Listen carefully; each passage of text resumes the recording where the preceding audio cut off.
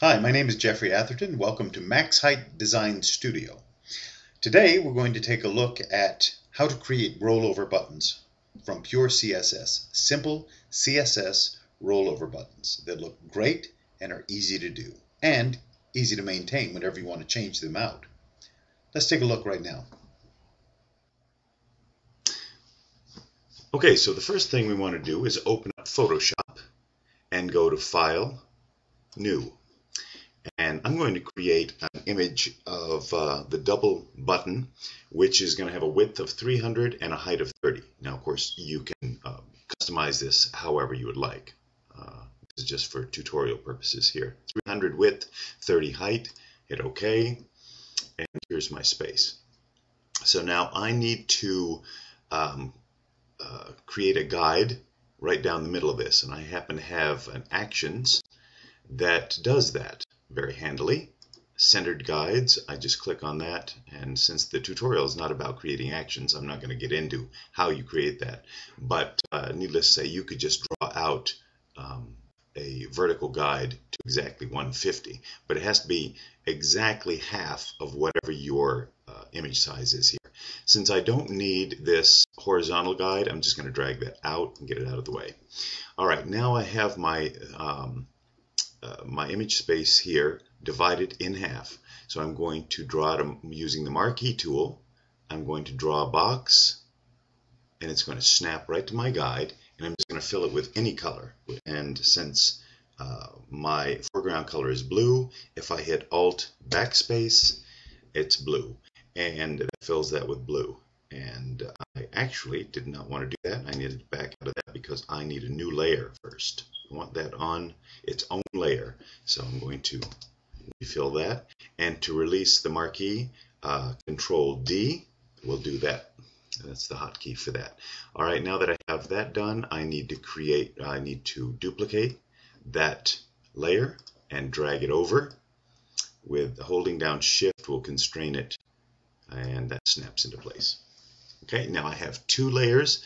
I've got a rectangle on this layer, rectangle on this layer. So on the left rectangle, I have it selected. I'm going to go up to my Styles palette, and I've got several buttons here, and you will have several things by default that you can load up into the Styles palette. I've downloaded several, and you can see some of the ones I have. And I think the one I have now is Button Layer Style 1. Let's see if that is what I have. And it looks like it is. And in going through this, I can click on them, and you see it immediately places that style over that rectangle. And I rather like that one, but I can preview and sample all kinds. What I want to do is I want to create a rollover that is darkened at first and looks like it lights up when you roll over it. So if I choose that style for the left rectangle and this lighter blue for the right rectangle, you see how that kind of looks like it's almost lighting up when you will roll over it. Okay, so I'm going to go with that. Now all I have to do is add my text. So I come over here, I get my text tool, and I'm going to want my swatches up because I want this color to be white here. And let's see, Arial, that's fine. Let's see what that looks like. And let's just put home in there, and that's not bad. Now, of course, I want that centered. So I'm going to select that home text that I just input, and layer 1, I'm going to hold down the control key and click layer 1. So I have them both selected. Then I can align them. I can align that text right there and center it.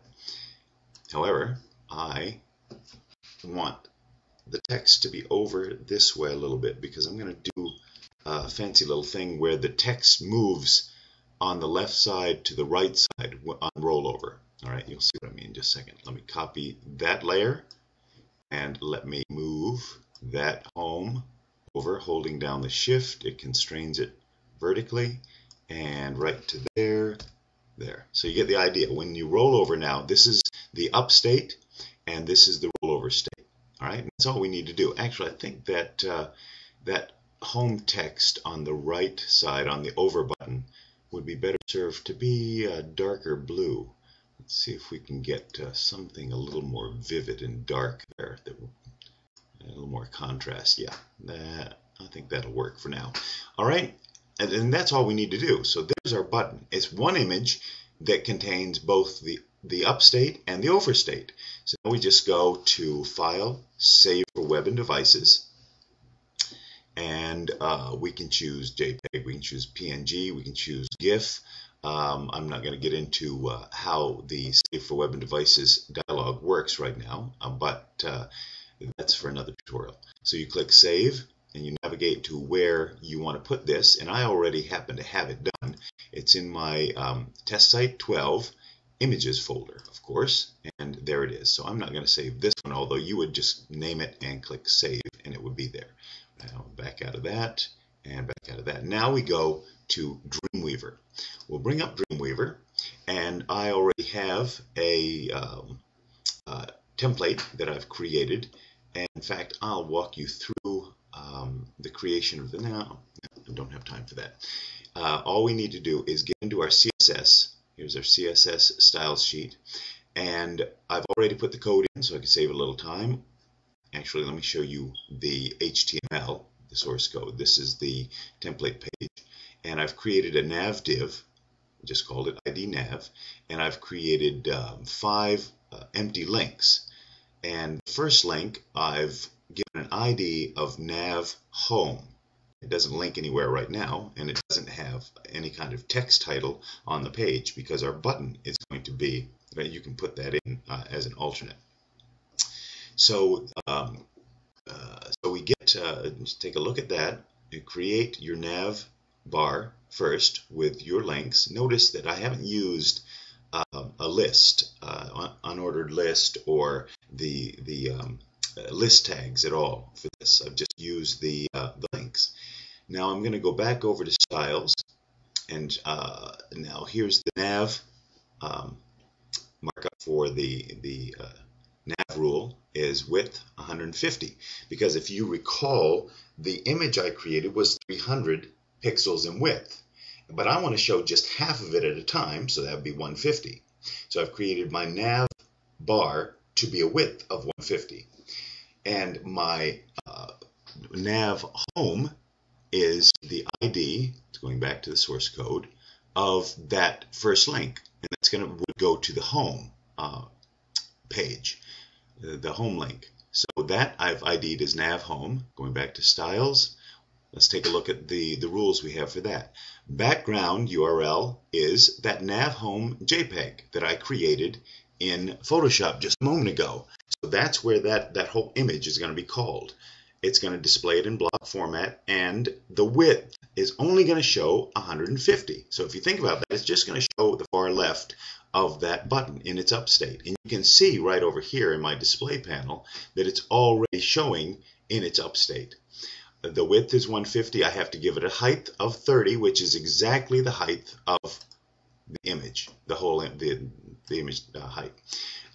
Then in the hover, the ID nav home hover state, all I have to do is add background position negative 150 pixels, and that's going to shift the whole thing over to the left by 150 pixels. All right, so I have this in live view right now so we can see how it works. So when I roll over it, there's the upstate, there is the overstate. And see how cool that works. Very easy, very slick, and if I need to change them out, all I have to do is pull up my saved button, and I can change into this, and boom. And then I come in here, I can change, all I have to do is change the text to About Us, save it out. Change it to Services, save it out. Contact Us, save it out, whatever, and then pull them in the same exact way. So I hope this was helpful for you, and I hope you've enjoyed this tutorial. So get out there and start making some buttons. Thank you much. Have a great day.